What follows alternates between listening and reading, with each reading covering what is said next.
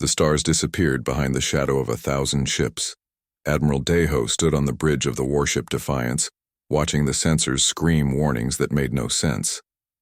The fleet that had just entered human space was larger than anything in the history books. Larger than anything humans had ever imagined building. "How many?" he asked quietly.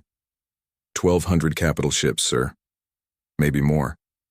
They're still coming through. The tactical officer's voice shook. Their smallest vessel is 3 times the size of our largest. Deho felt his stomach drop. Humanity had 47 colonies spread across 12 systems. Earth held 8 billion people. All the human military forces combined couldn't scratch this fleet. He knew it. Everyone on the bridge knew it. Open a channel. Let's see what they want. The answer came faster than expected. The alien fleet sent a single shuttle toward Earth. It carried 1 passenger, Ambassador Tae-sung, who had been stationed on the edge of human space. The man who came back was not the same man who had left. Chancellor Hae-won met him in Geneva, in the great hall where human leaders gathered. Tae-sung walked in surrounded by guards, but he didn't need them. He looked like a ghost. His hands trembled. His eyes were hollow. They call themselves the Felkor Dominion, Tae-sung said, his voice barely above a whisper. They rule 3,000 worlds. For 600 years they have been growing, expanding, conquering. They've never lost. Not once. Hae-won leaned forward. She was a practical woman, known for making hard choices. What do they want from us? Everything. Tae-sung's voice cracked.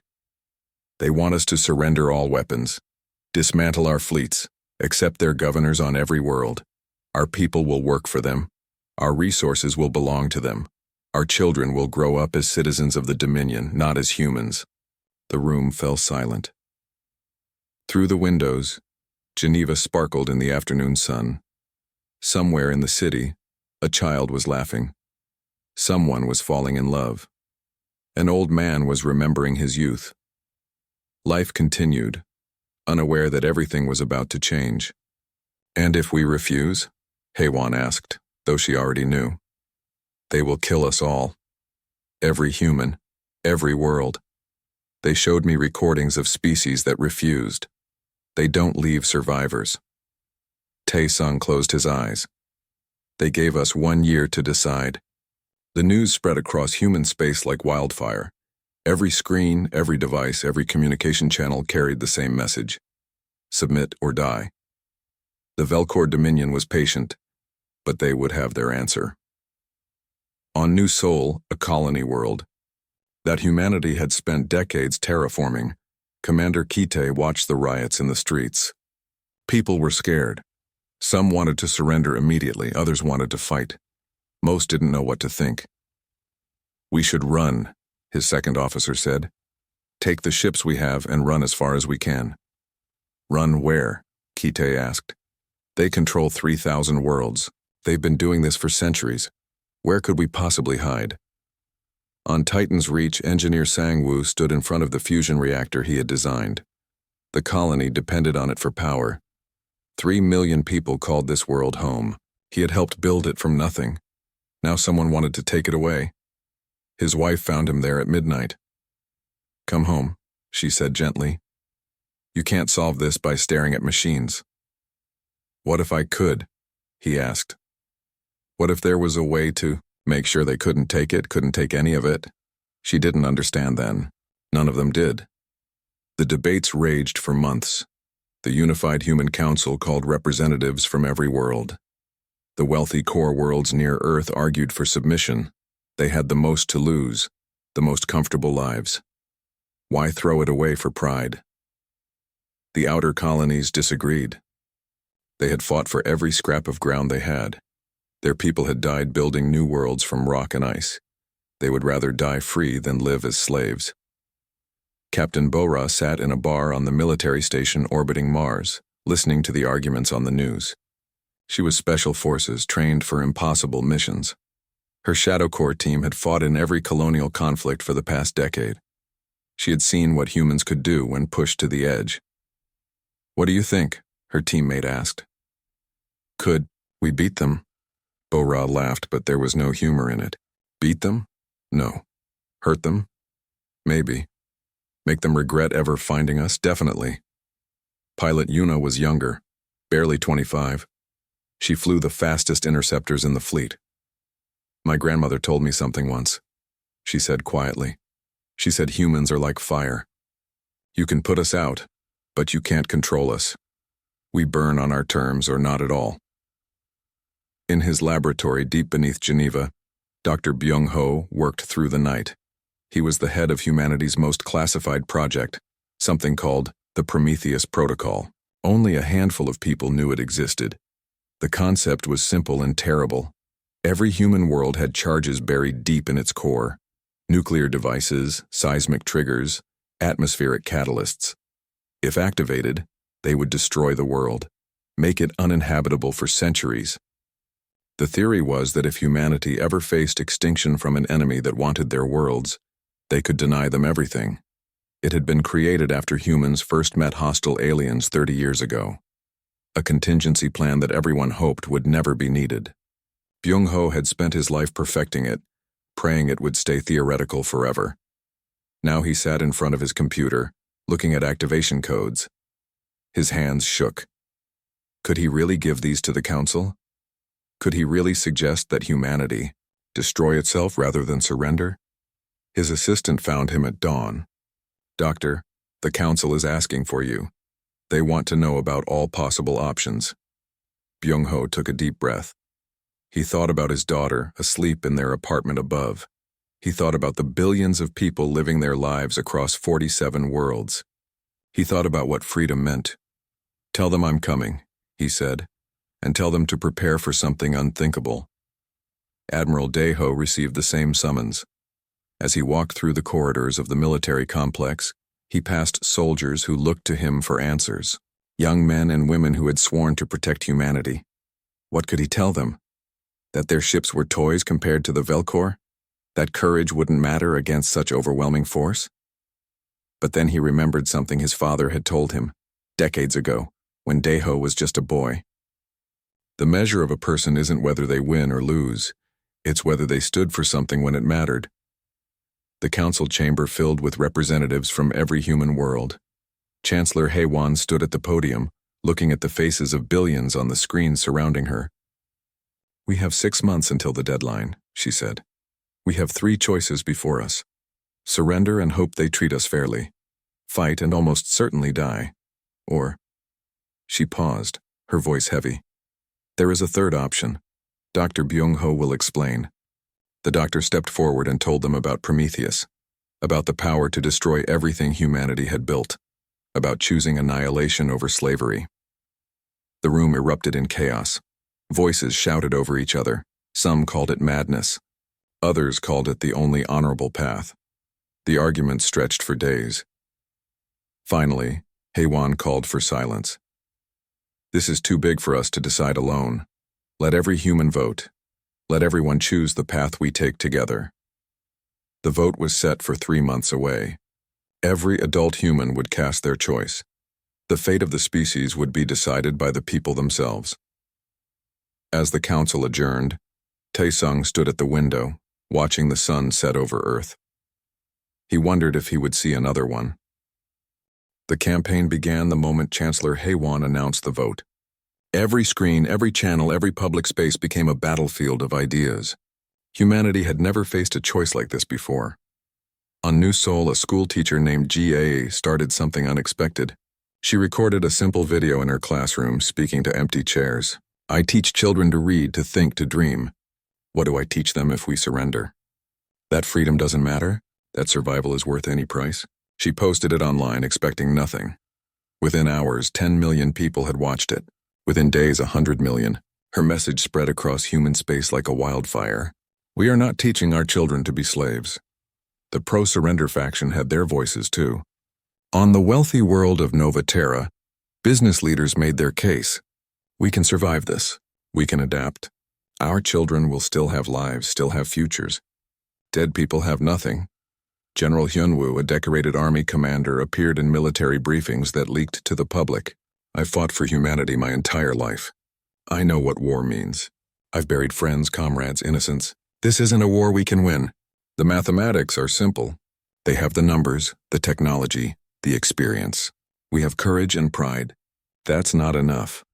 But then pilot Yuna posted combat footage from her interceptor, showing the Velcor fleet from up close. The ships were massive, beautiful, terrifying. I flew near them today. Her voice came through the recording. I saw their power. But I also thought, what happens when we surrender? Do they let us keep flying? Do they let us keep dreaming? Or do we become tools, machines, things that work for them until we break? The debate consumed humanity. Families split over dinner tables. Friends stopped speaking. Protests filled the streets of every major city.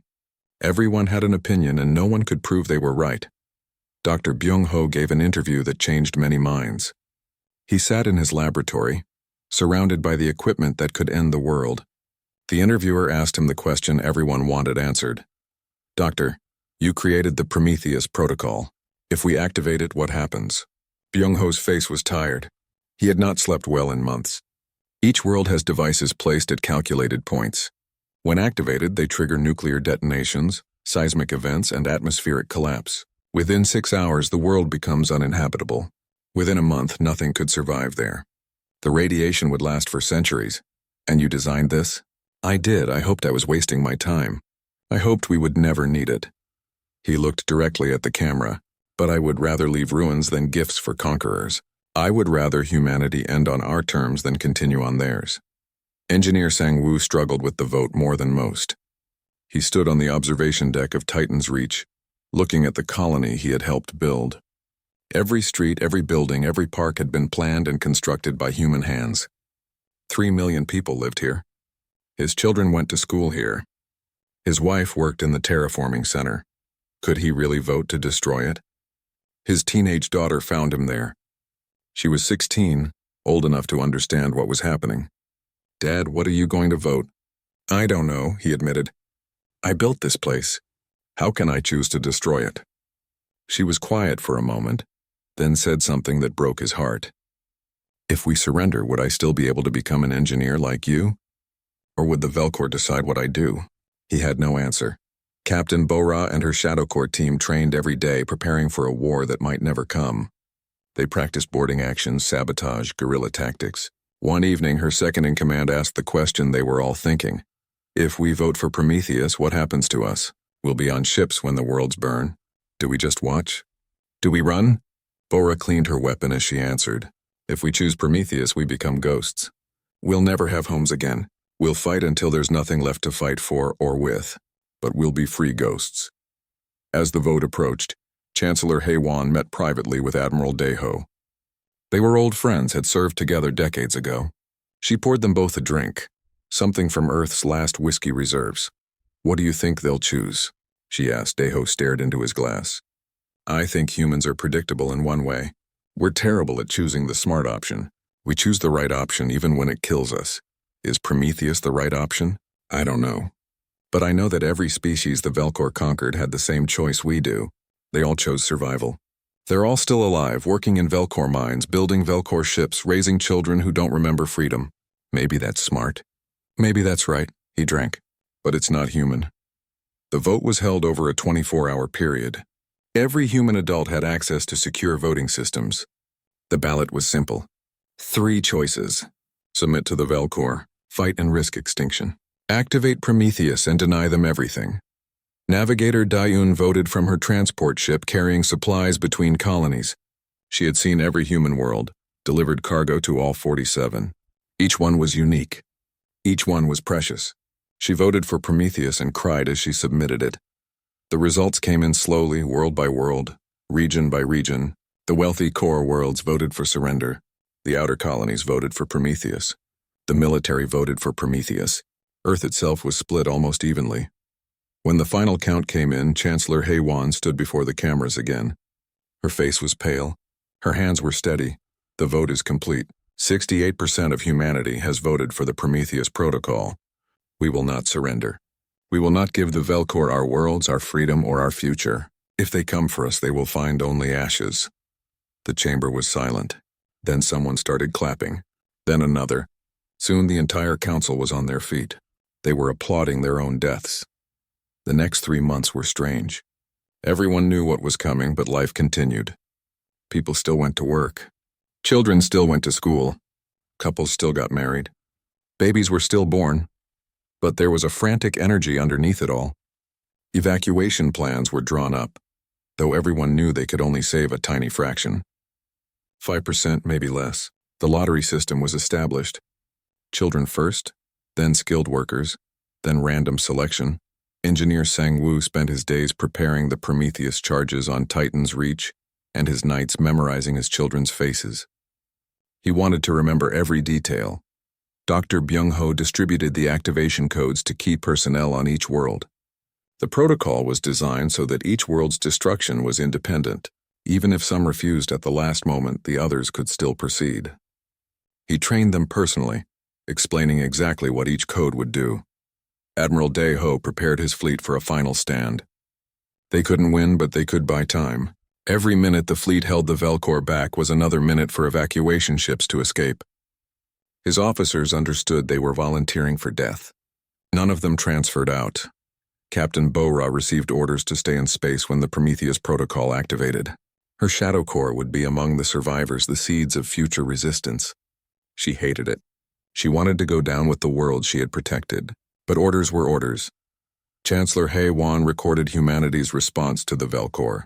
She had written it herself, refined it dozens of times, but the core message never changed. People of the Velcor Dominion, we have received your demand. We understand your terms. We reject them completely. We will not surrender. We will not serve. We will not teach our children to kneel. If you come to claim our worlds, you will find only graves. We are humanity, and we bow to no one. She sent the message and waited for a response. The Velcor reply came 3 days later, a single word in their language translated by computers. Fools. Then their fleet began to move. Navigator Da-yoon watched the tactical displays as the Velcor armada split into groups, each heading toward a different human system. They were coming early, 3 months ahead of their deadline. They clearly didn't believe humanity would actually do it. Admiral Dae-ho addressed his fleet one last time. Today we defend not just our worlds but our right to choose our own fate. The Velcor think we're bluffing. They think we'll surrender when they arrive. Show them what humans really are. On New Sol, Commander Ki-tae held his activation codes and watched the first Velcor ships enter orbit. His hands were remarkably steady. He had made his peace with this. On Titan's Reach, Engineer Sang-woo kissed his wife and children goodbye. They were on an evacuation ship. He was staying behind to ensure Prometheus activated correctly. His daughter held him tight. I love you, Dad. Thank you for building our world. I love you too, sweetheart. Remember it. Remember all of it. On Earth, in the control room beneath Geneva, Dr. Byung-ho sat at his console. Chancellor Hae-won stood beside him, refusing to evacuate. Ready? She asked. No, he said honestly. But it's time. The Velcor ships began landing. Commander Ki-tae entered his codes. Engineer Sang-woo entered his. All across human space, the people chosen to carry this burden did their duty.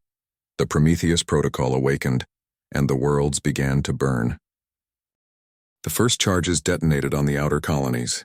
New Oslo, a frozen mining world on the edge of human space, went first.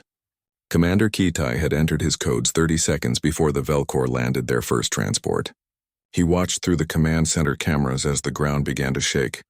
The charges were buried 5 kilometers deep, positioned at tectonic weak points. When they exploded, they didn't just create explosions. They created earthquakes that tore the planet's crust apart. Volcanoes that had been dormant for millions of years erupted simultaneously. The atmosphere, carefully maintained by terraforming equipment, began to vent into space. The Velcor soldiers were halfway out of their landing craft when the ground opened beneath them. Hundreds of aliens fell into molten rock. Their ships tried to take off, but the seismic waves knocked them sideways. Metal screamed. Engines exploded. Within minutes, the Velcor landing force was gone. Ki-tae watched it happen. He felt no joy, no satisfaction. Just a cold certainty that this was necessary. When the command center's walls began to crack, he sent one final message. New Sol is dying. We chose this. Remember us. The ceiling came down. The transmission ended. On Titan's Reach, Engineer Sang-woo stood in the reactor control room and activated his sequence. The charges here were different. The world was mostly ice and rock, built around massive water reserves. The Prometheus protocol would superheat the core, turning the ice to steam. The pressure would tear the world apart from the inside. He felt the first rumble 30 seconds after activation. The lights flickered. Alarms screamed warnings that no one was left to hear. Most of the population had evacuated, those lucky enough to win the lottery. But thousands had stayed behind, too old or too sick or too stubborn to leave. Sang-woo thought about his family, somewhere in space now, safe on an evacuation ship. His daughter wanted to be an engineer like him. Maybe she would build new worlds someday. Better ones. Free ones. The ground shook harder. Through the windows he could see the Velcor fleet in orbit, their ships blocking out the stars. They were trying to leave, realizing too late what was happening. Some made it. Most didn't. As the world's crust split open, massive chunks of ice and rock flew into space, smashing into the alien vessels. Sang-woo smiled as the reactor room exploded. Admiral Daeho watched the tactical display from the Bridge of Defiance. Red markers appeared across the map. Each one was a human world dying. New Oslo, Titans Reach, Jamestown, New Beijing, Paradise. One by one they blinked out, replaced by yellow radiation warnings. "Sir, the Velcor fleet is in chaos," his tactical officer reported. "They're losing entire battle groups to the planetary destabilizations." "Good," Daeho said coldly. "Make them pay for every world. All ships engage at will. Target their command vessels. Make them remember this. The human fleet, tiny compared to the Velcor armada, attacked with suicidal fury. They didn't try to win. They tried to kill as many aliens as possible before they died. Ship after ship rammed Velcor cruisers. Missiles with barely enough fuel to reach their targets struck vital systems. Fighter pilots like Yuna flew straight into alien launch bays. Their ship set to explode on impact. Yuna's last transmission was simple.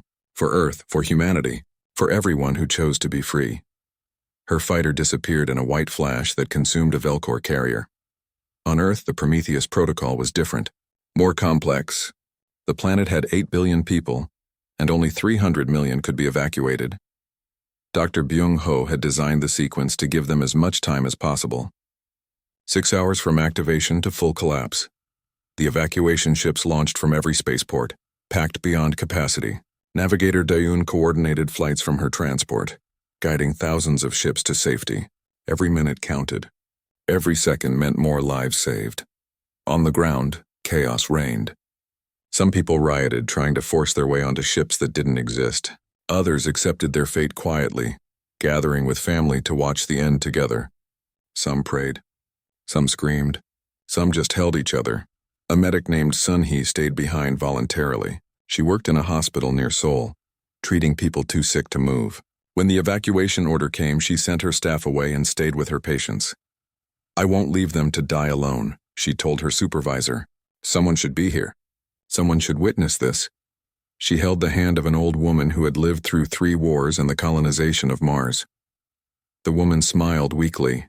"I had a good life. I was free. That's enough." Sun-hee recorded everything on her comm device. The earthquakes. The fires on the horizon. The sky turning orange, then red, then black as the atmosphere began to burn.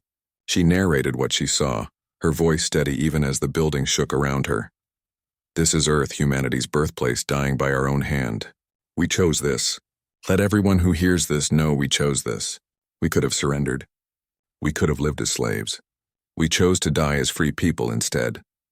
The recording cut off when the hospital collapsed. Chancellor Hae-won remained in the control center beneath Geneva, watching the global destruction unfold. She had refused evacuation. Someone needed to stay until the end, to ensure the Prometheus protocol completed correctly. She assigned herself that duty. Dr. Byung-ho sat beside her, monitoring the seismic activity. "It's working as designed. In 4 more hours, Earth will be uninhabitable. The radiation will last for 300 years minimum." "Good," Hae-won said, though her eyes were wet. She activated the emergency broadcast system one last time. Every screen on Earth, every device still functioning, showed her face. "People of Earth, this is Chancellor Hae-won. I am speaking to you from Geneva, where I will remain until the end. To those of you who are still here who couldn't escape, I want you to know that you are not forgotten. You are not abandoned. You are heroes, every one of you." She paused, choosing her words carefully. "The Velcor came to make us slaves. We showed them what humans truly are. We are not a species that bows. We are not a species that surrenders. We would rather burn our own worlds than give them up. Let this be our legacy. Let this be what we are remembered for. To those who escaped, who will carry humanity forward, remember us. Remember Earth. Remember what we had and what we chose. Build new worlds, stay free, and never ever let anyone make you kneel. The transmission ended. Haewon turned to Byung-ho. How long do we have? 20 minutes. Maybe less. They sat in silence, listening to the world die above them. The rumbling grew louder. The lights failed. Emergency systems kicked in, casting everything in red. Do you think it was worth it? Byung-ho asked quietly. Haewon thought about the question. 8 billion people dead or dying. 47 worlds reduced to toxic ruins. Humanity scattered to the stars as refugees. But humanity still chose their own fate. Still free, yes, she said finally. It was worth it. The control center's ceiling cracked. Geneva was splitting apart above them, the Alps tearing themselves to pieces. Earth's core had gone critical, turning the planet into a pressure cooker of magma and radiation. In orbit, the last evacuation ships jumped to FTL, carrying 300 million survivors into the dark. Navigator Dayun watched Earth shrink behind them, a world wrapped in fire. Log entry, she said into her recorder. Earth has fallen. Humanity endures. We are 300 million refugees now, scattered across 100 different ships. We have no home. We have no worlds, but we are free and we will survive. The Velcor fleet tried to salvage what they could, but there was nothing to salvage. Every human world was a burning tomb. The aliens lost thousands of ships to the planetary destabilizations. Tens of thousands of soldiers died in the initial landings or were trapped on dying worlds. Admiral Daeho rammed the Defiance into a Velcor command ship when his weapons ran dry. His last words were broadcast across all frequencies. We were here. We were free. We chose our fate. The explosion lit up the dark like a new star. The Velcor Emperor received the reports with cold fury. In 600 years of conquest, they had never encountered anything like this. Species were supposed to choose survival. That was the natural law. But humans had chosen annihilation instead. He issued new orders. Hunt down every human ship. Sterilize every former human world. Ensure no trace remained. Humanity would be erased from the galaxy. A cautionary tale of a foolish species that chose extinction over wisdom. But in the dark spaces between stars, in hidden asteroid bases and scattered fleets, 300 million humans survived. They mourned their dead. They honored their sacrifice. And they began to plan. Captain Bora gathered her Shadow Corps survivors. They numbered less than 1,000 now, all that remained of humanity's special forces. The Velcor think we're beaten. They think we'll run and hide and eventually fade away. Are they right? The answer came as one voice. No. Then let's show them what human ghosts can do. We have no worlds to lose now. Nothing to protect but each other. That makes us the most dangerous thing in this galaxy. On the refugee flagship Unity, Navigator Dayun worked through the night, coordinating the scattered human fleet. She marked safe locations, planned supply routes, established communication protocols. The work never ended, but every time she wanted to give up, she thought about Earth burning, about Sunhee staying behind, about Sang-woo sacrificing himself for his family. She couldn't let their deaths mean nothing. The refugee fleet drifted through a region of space no one had ever charted. 300 million humans lived in ships now, a civilization without worlds. The vessels ranged from massive colony transports to small personal yachts that had been pressed into service during the evacuation. Navigator Da-un stood on the bridge of Unity, the flagship that had once been a luxury liner. Now it was humanity's new capital, cramped and overcrowded. Every corridor was filled with sleeping families. Every cargo bay had been converted to living quarters. The ship smelled of too many people in too little space. Food reserves are down to 8 months, the supply officer reported. Water recycling is at maximum efficiency, but we're still losing 1% per cycle. Medical supplies are critical. We have 3 more ships reporting outbreak of station fever. Dayun closed her eyes. This was life now. Constant crisis management, always one disaster away from collapse. Reroute the agricultural ships to produce more. Cut non-essential water usage by another 10%. And get Dr. Byung-ho on the line. We need him to develop a treatment for that fever. He's in his lab again. Says he's close to something important. Tell him people are dying now. His research can wait. But she knew that wasn't fair. Byung-ho was working on something that could save them all. If he succeeded, on the science vessel Oracle, Dr. Byung-ho had barely slept in 3 years. That's how long it had been since the burning. 3 years of running, hiding, surviving day by day. He had aged a decade in that time, his hair gone white, his hands shaking from too much stimulant medication. But he had figured it out. The Velcor secret. Their empire worked because of instant communication across thousands of light years. Quantum entanglement, more advanced than anything humans had developed, but the system required hub nodes, central stations that coordinated the network. Byung-ho had identified 7 critical hubs. If all 7 were destroyed simultaneously, the network would collapse. The empire would be blind, separated, unable to coordinate across the vast distances. He sent his findings to Navigator Da-yoon and Admiral Daeho. No, wait, Daeho was dead. He kept forgetting that. The new fleet commander was Captain Bo-ra, who had been promoted after the burning. Bo-ra studied the data in her command center. The Shadow Corps had grown from 1,000 survivors to nearly 10,000. Many were civilians who had received basic training, people who wanted to fight back instead of just running forever. "This is suicide," her second officer said, looking at the plan. "We have 400 ships. They have thousands. We'd need to hit all 7 hubs within a 6-hour window. The moment we attack one, they'll reinforce the others. That's why we don't give them time to react," Bo-ra said. "We hit them all at once. Fast, brutal, and then we disappear. With 400 ships? With whatever we have. What's the alternative? Keep running until we starve?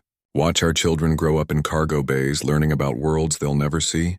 Bo-ra's voice was hard. "Our people chose to burn our worlds rather than surrender. Are we going to waste that sacrifice by hiding forever?" The proposal went to vote among the refugee fleet. It was the human way now to vote on everything important. They had learned that lesson well. The debates were fierce. Some argued for simple survival. Find a distant corner of the galaxy. Settle on primitive worlds the Velcor wouldn't want. Raise children in peace even if in poverty. At least humanity would continue. Others wanted revenge. Wanted to hurt the Velcor for what they had taken. Wanted to prove that humans were still dangerous, still to be feared. Navigator Da-yoon listened to both sides. She understood both arguments. But then something unexpected happened that changed everything. A message arrived on an encrypted channel, one that humans didn't even know existed. It came from inside Velcor space from one of their client species, a race called the Trevian who had been conquered 2 centuries ago.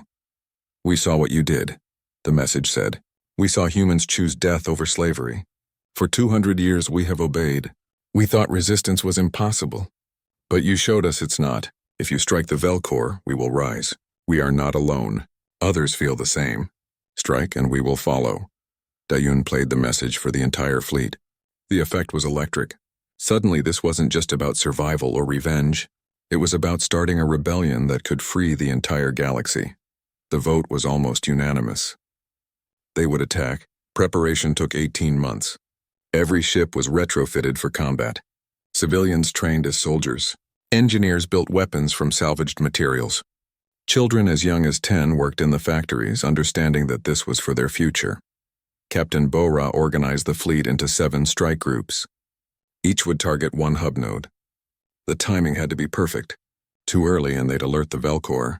Too late and the network would remain intact. Dr. Byung-ho worked with each strike group, explaining the technical details. "The hubs are heavily defended. You won't have time for a long battle. You need to get close, hit the core systems, and jump out. If you stay to fight, you'll die." "We're probably going to die anyway," one captain said grimly, "but we'll make it count." Navigator Da-yoon would lead the strike on the industrial hub, the one responsible for manufacturing most Velcor weapons. Her transport ship had been armed with every weapon they could attach. It wasn't a warship, would never be a warship, but it could do damage. The night before the attack, the fleet gathered for a ceremony. Every screen across all 300 ships showed the same image, a flame. The eternal flame they had created in Unity's main hall, fed by samples of ash from Earth, from New Sol, from all 47 burned worlds. Bo-ra spoke to all of them. "Tomorrow we attack the empire that destroyed our homes. We do this not just for revenge, though we have earned that right. We do this for every species living under Velcor rule. We do this to show the galaxy that tyranny has a price. We do this because we are human and humans don't stay down." She paused, looking at the faces on her screen. Old and young, Soldier and civilian, everyone who had survived the burning. Our ancestors voted to destroy our worlds rather than surrender them. They gave us this gift, the knowledge that we determine our own fate. Tomorrow we honor that gift. Tomorrow we strike back. The fleet erupted in cheers. Operation Eclipse launched at 0400 hours Galactic Standard Time. 7 strike groups jumped to FTL simultaneously, heading for 7 different Velcor systems. The attack had to be coordinated perfectly. Too much deviation and the plan would fail. Navigator Diane felt her stomach drop as her ship entered FTL. Around her, the bridge crew was silent, focused. They had trained for this moment for months. Everyone knew their role. Time to target? She asked. 4 hours, 17 minutes. 4 hours to prepare for something impossible. 4 hours until they either changed the galaxy or died trying. In the cargo bay, turned into a makeshift barracks, civilians who had become soldiers checked their weapons. A teenager named Minho, just 16, sat cleaning his rifle. He had been 8 when the burning happened. He barely remembered Earth, but he had heard the stories. His mother had died in the burning, staying behind so he could evacuate. Scared? The woman next to him asked. She was older, maybe 30, a former teacher. Terrified, Minho admitted. You? Same, but I keep thinking about what we're fighting for. Not revenge, really. It's bigger than that. We're fighting so that no other species has to make the choice we did. No other species should have to burn their worlds to stay free. Minho thought about that. It helped a little. Captain Bora's strike group was targeting the primary hub, the one at the Velcor throne world itself. It was the most heavily defended, which is why Bora insisted on leading that attack personally. If they succeeded here, the entire network would collapse faster. Her ships were the smallest group, just 40 vessels. Not all were warships. Some were transports like Dayuns, armed with whatever weapons they could fit. Some were mining vessels, their industrial equipment converted to weapons. One was a colony ship that should have been decommissioned years ago. They dropped out of FTL at the edge of the system and immediately detected hundreds of Velcor ships. The defenses were even stronger than expected. We're not getting through that, her tactical officer said. Bora smiled, though her eyes were cold. We don't need to get through. We just need to get close. All ships, maximum speed. Ram if you have to. Our job is to reach that hub. The human ships accelerated, pushing their engines past safety limits. Velcor defenses opened fire. The first human ship died within seconds, torn apart by weapons that could melt through hull plating like paper. But the others kept coming. Navigator Daun's group faced similar odds at the industrial hub. Her transport ship shuddered as Velcor missiles exploded nearby. She gripped the command chair, watching the distance to target shrink. Hull breach on deck 7. We've lost the starboard engine. Weapons are down to 60%. Keep going, Daun ordered. We just need to get close enough. Around her ship, others were dying. She watched on the tactical display as the markers blinked out. Each one represented hundreds of lives. People she knew. People she had played cards with, shared meals with, told stories to during the long years of running. They were dying so the mission could succeed. 1 minute to target, the navigator announced. Navigator Dayun's ship slammed into the industrial hub's outer defenses at full speed. The impact threw everyone forward against their restraints. Alarms screamed. The hull groaned like a dying creature, but they were through the first layer.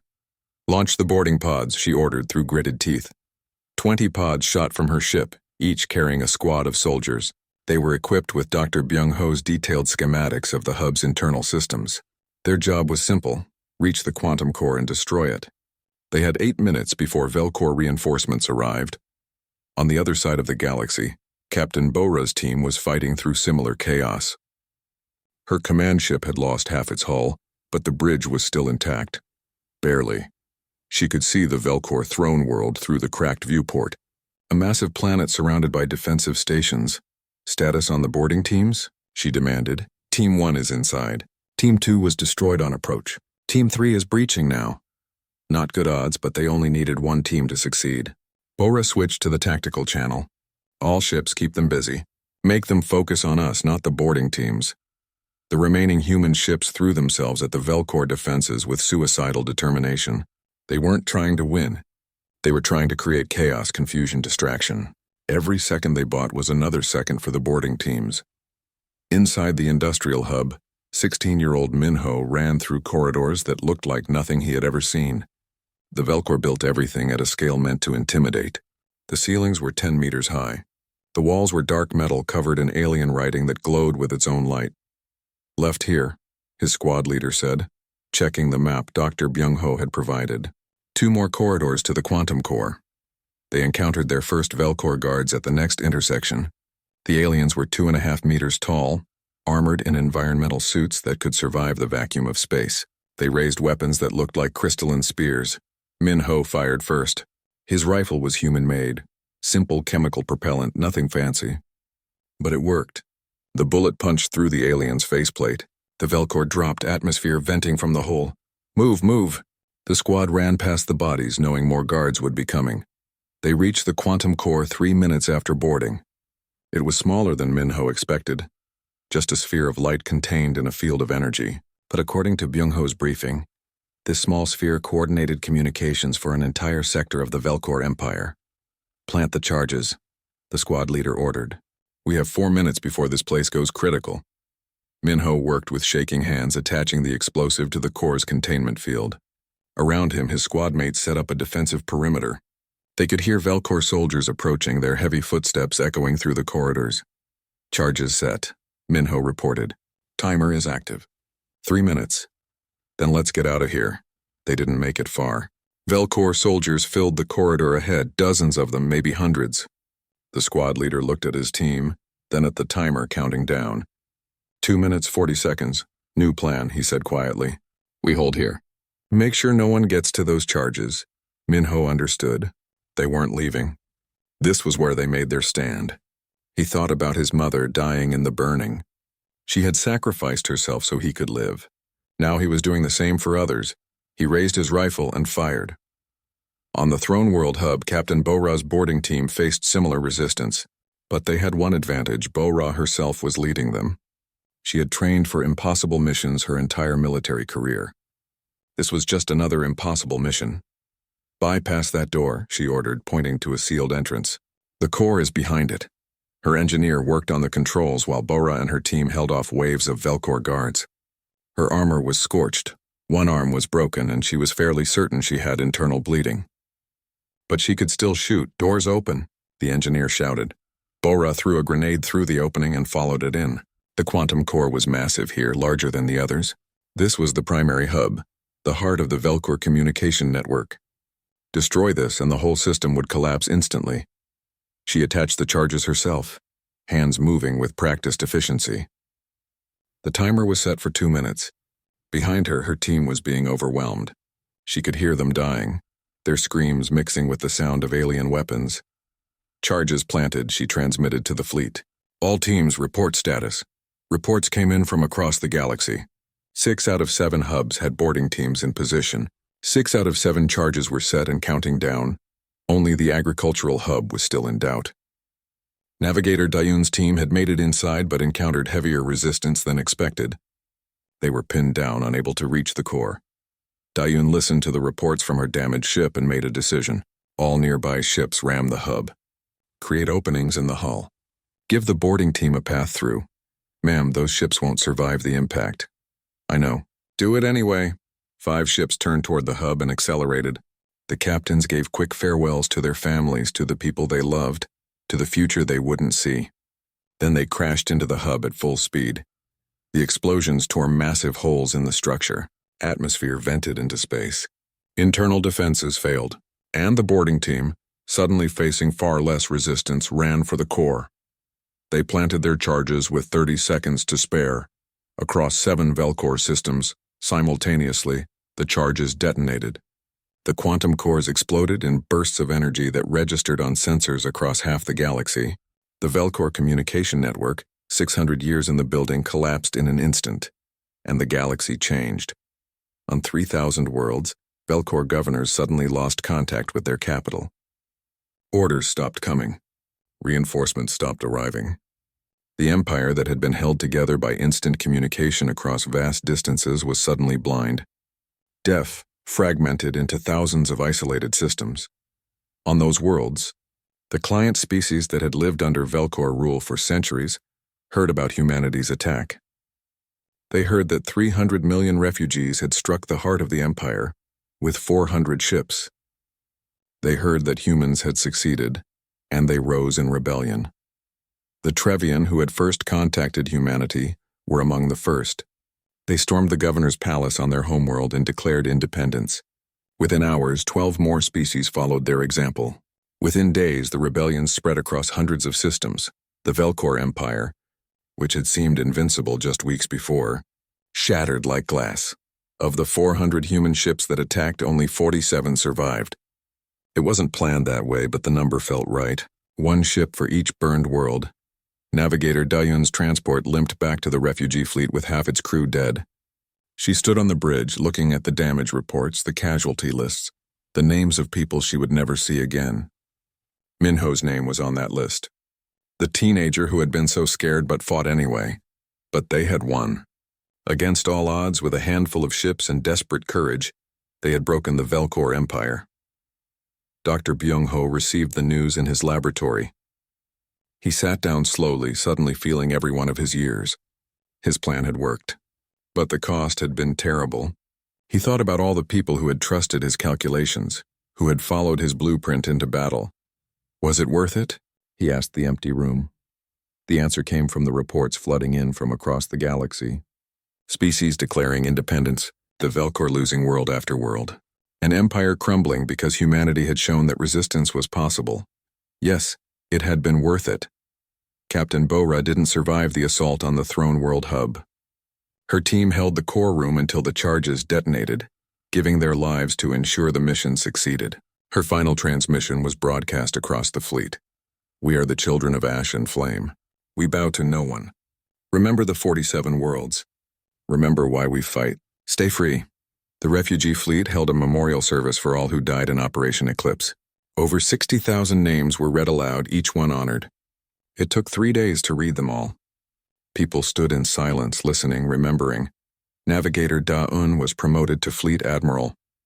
She didn't want the position, but someone had to lead. Someone had to guide humanity through what came next. What do we do now? Her council asked. The Velcor are broken. Do we settle somewhere? Try to rebuild? Da-un thought about it carefully. Humanity could claim Velcor worlds now, could build a new empire, but that wasn't what they had fought for. We stay small, she said finally. We settle on a few worlds, never concentrate too much in one place. We help the liberated species rebuild, but we don't rule them. We remain a reminder that freedom is worth fighting for, but we don't become what we destroyed. Over the next decades, humanity settled 7 new worlds. None held more than 10 million people. They built differently now, with lessons learned from the burning. Every settlement was self-sufficient. Every world had evacuation plans. Every government was decentralized, designed to survive even if the capital fell. And on every world, in the central square, they built the same monument, a flame that never died, surrounded by 47 pillars. Each pillar bore the name of a lost world, and the names of everyone who died there.